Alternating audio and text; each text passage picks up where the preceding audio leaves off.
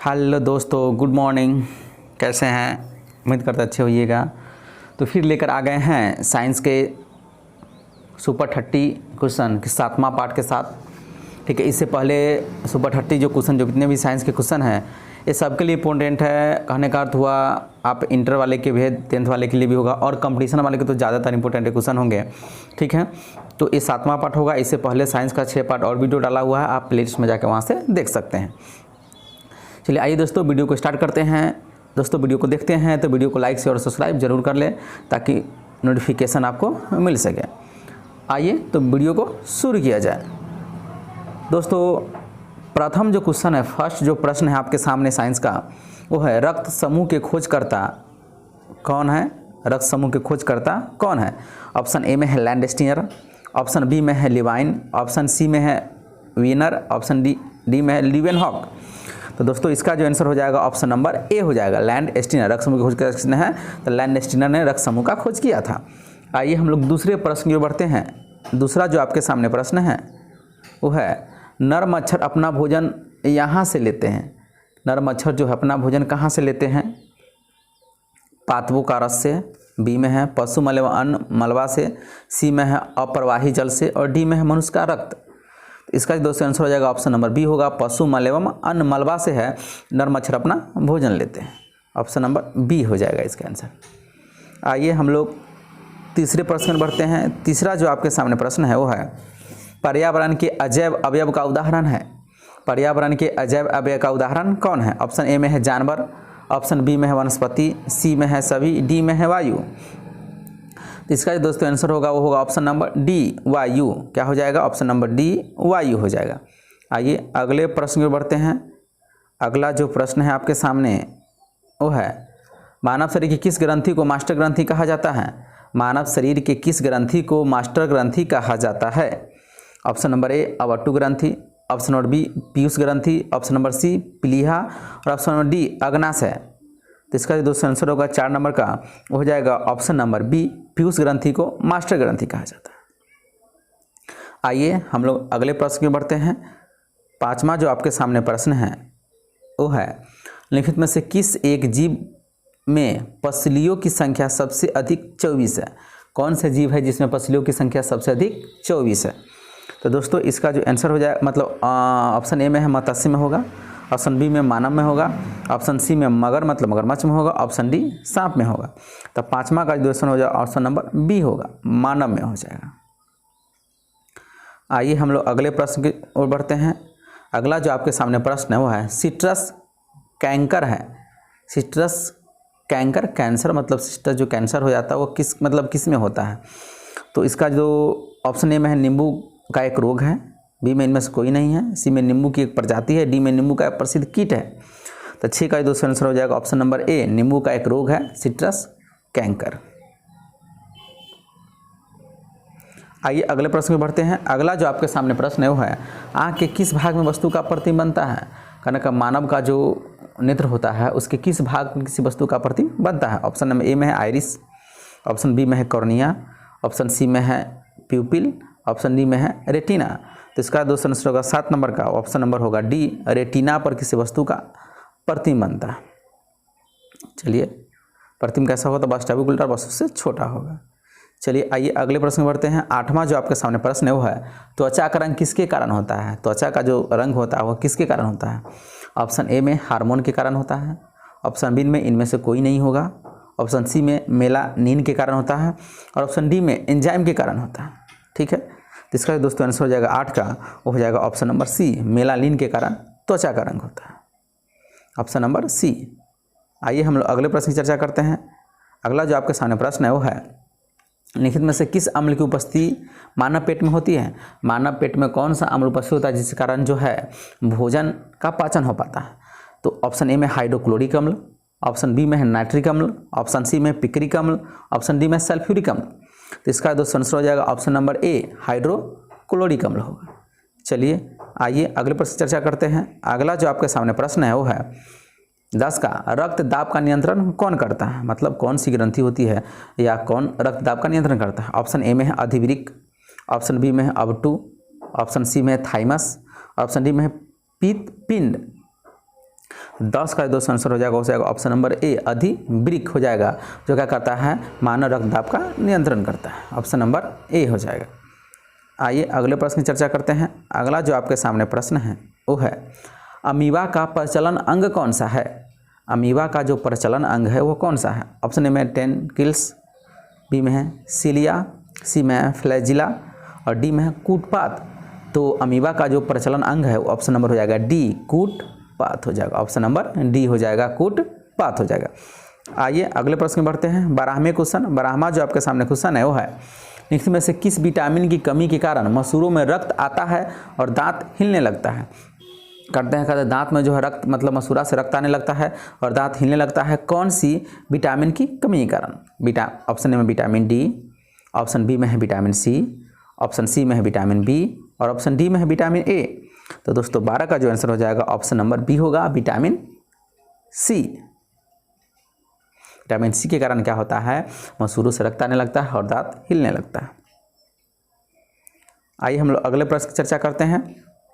अदरक क्या है? क्वेश्चन है अदरक क्या है? ऑप्शन ए में है जड़ है, ऑप्शन बी में इनमें से कोई नहीं है, ऑप्शन सी में राइबोसोम है और ऑप्शन सी बल्ब है। तो 13 का दोस्तों आंसर हो जाएगा ऑप्शन नंबर हो जाएगा, अदरक जो मुख्य रूप से होता है वह क्या होता है कि एक तरह से का ये तना होता है या राइजोम होता है। ऑप्शन नंबर सी हो जाएगा। अगले प्रश्न का 14 नंबर होगा, क्रेब्स चक्र में किसका संश्लेषण होता है? क्रेब्स जो चक्र है उसमें किसका संश्लेषण होता है? ऑप्शन नंबर ए में है दोस्तों इनमें से कोई नहीं, ऑप्शन बी में है पायरुविक अम्ल, ऑप्शन सी में है लैक्टिक अम्ल, ऑप्शन डी में है फ्यूमेरिक अम्ल। तो 14 का जो आंसर हो जाएगा ऑप्शन नंबर बी, पायरुविक अम्ल हो जाएगा। ऑप्शन नंबर बी, पायरुविक अम्ल हो जाएगा। आइए अगले प्रश्न चर्चा करते हैं। 15वां जो आपके सामने प्रश्न है वो है, पादप रोगों का सबसे उत्तरदायी कारक कौन है? पादप जो रोग होता है इसमें सबसे उत्तरदायी कारक कौन है? ए में है फफूंदी, बी में है विषाणु, सी में है जीवाणु और डी में है प्रोटोजोआ। तो कौन होगा इसका आंसर 15 का? तो जाएगा ऑप्शन नंबर ए, फफूंदी होता है पादप रोग का सबसे उत्तरदायी कारण। Option number A. आइए हम लोग अगले प्रश्न चर्चा करते हैं। अगला जो आपके सामने प्रश्न है 16 नंबर, पत्तियों को हरा रंग प्रदान करता है। पत्तियों को हरा रंग कौन प्रदान करता है? क्रोमोप्लास्ट ऑप्शन ए में है, बी में है इनमें से कोई नहीं है, सी में है क्लोरोप्लास्ट और डी में है टोनोप्लास्ट। तो 16 का दोस्तों आंसर हो जाएगा ऑप्शन नंबर सी, क्लोरोप्लास्ट। क्या हो जाएगा ऑप्शन नंबर सी, क्लोरोप्लास्ट। आइए 17वां क्वेश्चन हम लोग देखते हैं। 17 जो आपका क्वेश्चन है वो है, अनुवांशिकी इकाई है, अनुवांशिकी जो है किसकी इकाई है? ऑप्शन ए में है क्रोमोसोम का, ऑप्शन बी में है जीन, ऑप्शन सी में है राइबोसोम और ऑप्शन डी में है लाइसोसोम। तो इसका दोस्तों आंसर हो जाएगा ऑप्शन नंबर बी, जीन का अनुवांशिकी किसका इकाई है? तो जीन का। ऑप्शन नंबर बी हो जाएगा। आइए हम लोग अगले प्रश्न की ओर बढ़ते हैं। अगला जो आपके सामने प्रश्न है वो है, निम्न में से कौन से जानवर का संबंध मोलास्का से है? इसमें कि कौन सा जानवर है जिसका संबंध किससे है? मोलास्का से है। ऑप्शन ए में है हाइड्रा, ऑप्शन बी में है खरगोश, ऑप्शन सी में है हाइला, ऑप्शन डी में है हैलीओटिस। तो 18 का जो दोस्तों आंसर हो जाएगा option number D, Haliotis. Option number D हो जाएगा, हैलीओटिस हो जाएगा।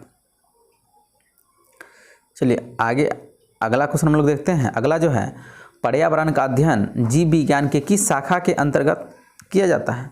पर्यावरण का जो अध्ययन है वो जीव विज्ञान के किस शाखा के अंतर्गत किया जाता है? ऑप्शन ए में है अनुवांशिकी, ऑप्शन बी में है कायिकी,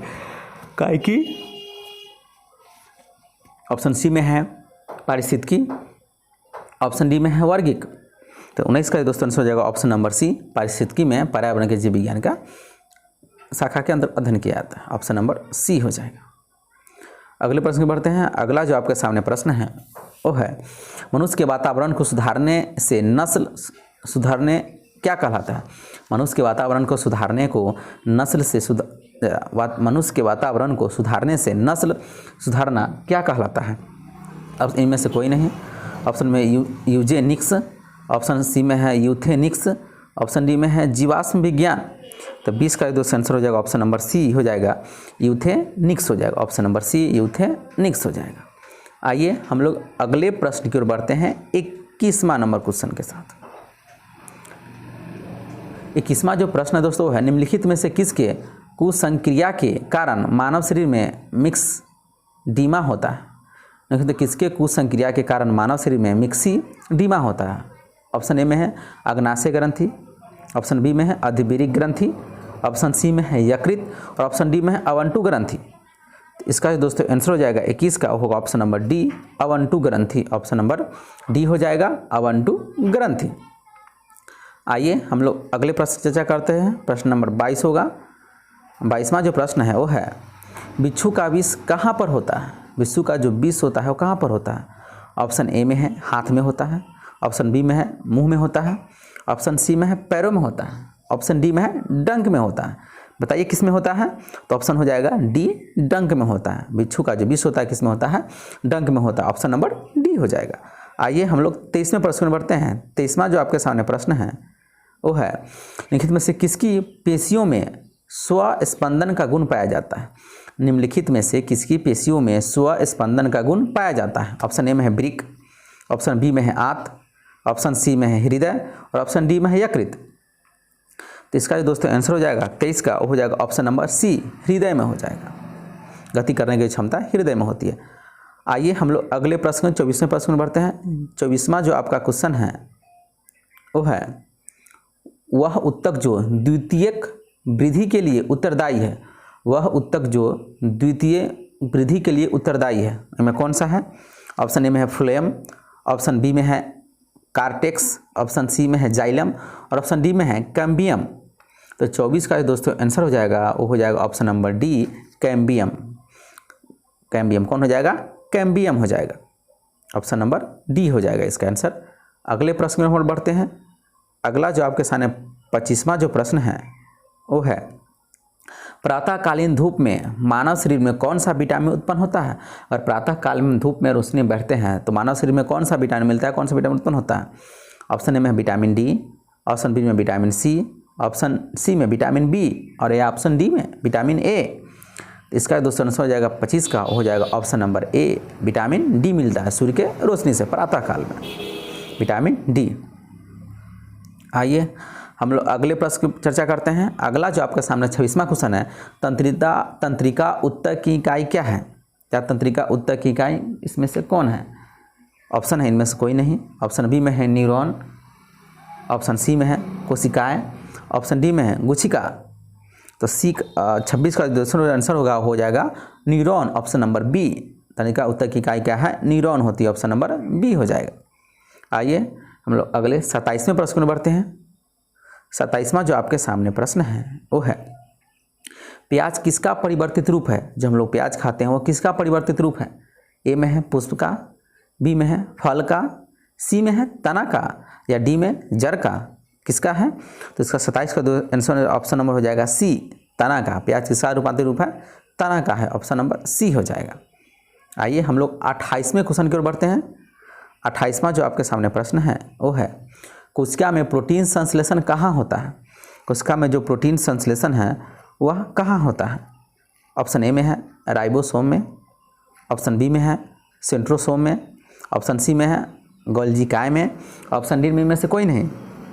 इसका 28 का जो दोस्तों आंसर होगा हो जाएगा ऑप्शन नंबर ए राइबोसोम में। ऑप्शन नंबर ए राइबोसोम में। आइए अगले प्रश्न की चर्चा करते हैं। आगे का जो क्वेश्चन है 29 नंबर वो है छाल वल्क पर उगने वाली कवकों को किस प्रकार का कवक कहा जाता है।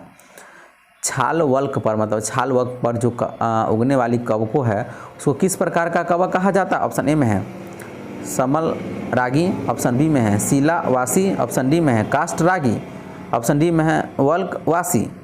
तो 29 का जो दोस्तों आंसर हो जाएगा वो हो जाएगा ऑप्शन नंबर डी वल्क वासी। ऑप्शन नंबर डी हो जाएगा वल्क वासी। आइए अगले प्रश्न की चर्चा करते हैं। आगे का जो प्रश्न है मोटापा नींद में से किसकी अधिकता के कारण होता है। मोटापा नींद में से किसकी अधिकता के कारण होता है। ऑप्शन ए में है शर्करा, ऑप्शन बी में है सुक्रोज, ऑप्शन सी में है ग्लूकोज, ऑप्शन सी में है वसा उत्तक। तो इसका जो दोस्तों आंसर होगा 30 का ऑप्शन नंबर हो जाएगा डी वसा उत्तक। इसका आंसर हो जाएगा ऑप्शन नंबर डी वसा उत्तक। तो दोस्तों ये रहे आज के 30 सुपर 30 के प्रश्न, और इसमें काफ़ी इंपॉर्टेंट क्वेश्चन है, आपका हर एक एग्जाम के लिए इंपॉर्टेंट है। तो आप इसको देखें, एंजॉय करें, और वीडियो अच्छा लगे तो वीडियो को लाइक से और सब्सक्राइब जरूर कर लें। ओके दोस्तों।